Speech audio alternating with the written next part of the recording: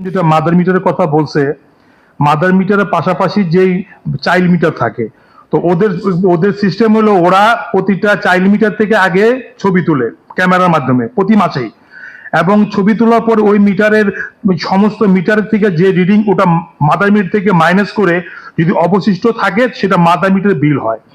এখন যে বিষয়টা হচ্ছে, আমরা ইতিমধ্যে দীর্ঘ 2 যুগ ধরে আমাদের বিদ্যুৎ বিলের পিছনে প্রতি ইউনিটের একটা অ্যামাউন্ট আছে, যে 75 থেকে এত 1 থেকে 75 স্ল্যাব আছে, সেই স্ল্যাবের মূল্য নির্ধারণ করা আছে।